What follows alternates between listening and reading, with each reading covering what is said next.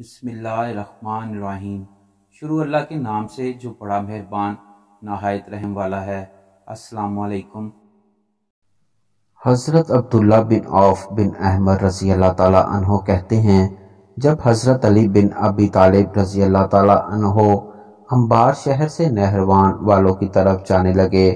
تو مسافر بن عوف بن احمد نے ان سے کہا، اے امیر المومنین، آپ اس گھڑی میں نہ چلیں، بلکہ جب دن چڑھے کو 3 گھڑیاں گزر جائیں پھر یہاں سے چلیں۔ حضرت علی رضی اللہ تعالیٰ عنہ نے پوچھا، وہ کیوں؟ اس نے کہا کہ آپ اس گھڑی میں چلیں گے تو آپ کو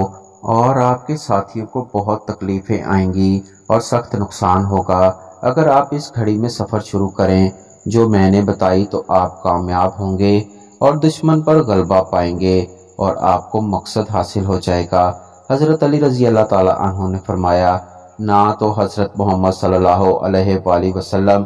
کوئی نجومی تھے اور نہ ہی ان کے بعد ہمارے ہاں اب تک کوئی نجومی ہے۔ کیا تمہیں معلوم ہے میں اس گھوڑی کے پیٹ میں کیا ہے؟ اس نے کہا، اگر میں حساب لگاؤں تو پتہ چلایا جا سکتا ہے۔ حضرت علی رضی اللہ تعالیٰ عنہ نے فرمایا، جو تمہاری اس بات کو سچا مانے گا وہ قرآن کو جھٹلانے والا ہوگا، کیونکہ اللہ تعالیٰ نے فرمایا ہے، سورہ لقمان آیت نمبر 32، ترجمہ، بے شک اللہ ہی کو قیامت کی خبر ہے اور وہی می برساتا ہے اور وہی جانتا ہے جو کچھ رحم میں ہے۔ جس چیز کے جاننے کا تم نے دعویٰ کیا ہے اس کے جاننے کا تو حضرت محمد صلی اللہ علیہ وآلہ وسلم نے بھی دعویٰ نہیں کیا تھا، اور کیا تم یہ بھی کہتے ہو کہ تم اس گھڑی کو بھی جانتے ہو جس میں سفر شروع کرنے والے کو نقصان ہوگا؟ اس نے کہا، ہاں میں جانتا ہوں۔ حضرت علی رضی اللہ تعالیٰ عنہ نے فرمایا، جو تمہاری اس بات کو سچا مان لے گا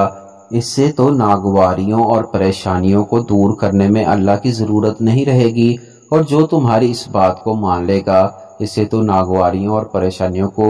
دور کرنے میں اللہ کی ضرورت نہیں رہے گی، اور جو تمہاری اس بات کو مان لے گا تو وہ اپنے رب اللہ کو چھوڑ کر اپنا ہر کام تمہارے سپرد کر دے گا، کیونکہ تم دعویٰ کر رہے ہو تم وہ گھڑی جانتے ہو جس میں سفر کرنے والا ہر شر اور تکلیف سے محفوظ رہے گا۔ لہٰذا اس بات پر جو ایمان لے آئے گا، مجھے تو اس کے بارے میں یہی خطرہ ہے کہ وہ اس آدمی کی طرح ہو جائے گا جو اللہ کے علاوہ کسی اور کا مقابل اور ہم سفر بنا لے۔ اے اللہ، اچھا اور برا شگون وہی ہے جو تو نے مقدر میں فرمایا ہے، اور خیر وہی ہے جو تو عطا فرمائے،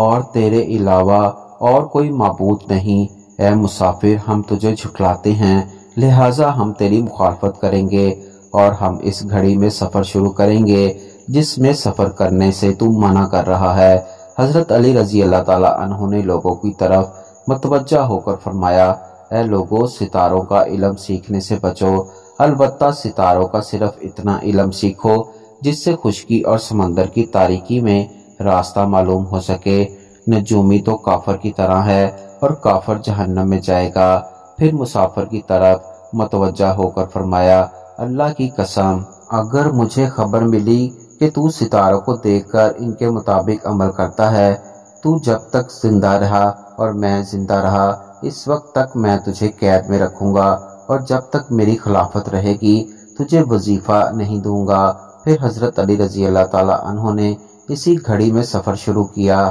جس سے مسافر نے منع کیا تھا، اور جا کر نہروان والوں پر غلبہ پا کر انہیں قتل کیا۔ فرمایا، اگر ہم اس گھڑی میں سفر شروع کرتے جس کا مسافر کہہ رہا تھا اور پھر ہم کامیاب ہوتے اور دشمن پر غالب آتے تو لوگ یہی کہتے کہ جو میں نے جس گھڑی میں سفر کرنے کو کہا تھا اس گھڑی میں حضرت علی رضی اللہ تعالیٰ عنہ نے سفر شروع کیا تھا، اسی وجہ سے دشمن پر غالب آ گئے۔ حضرت محمد صلی اللہ علیہ وآلہ وسلم کے ہاں کوئی بھی نجومی نہیں تھا اور ان کے بعد ہمارے ہاں کوئی بھی نہیں تھا، لیکن پھر بھی اللہ تعالیٰ نے کسریٰ اور قیصر کے ملکوں پر اور دوسرے ملکوں پر ہمیں فتح فرمائی۔ اے لوگو، اللہ پر توکل کرو اور اسی پر اختیار کرو، کیونکہ اللہ جس کے کام بنائے گا اسے کسی اور کی ضرورت نہیں رہے گی۔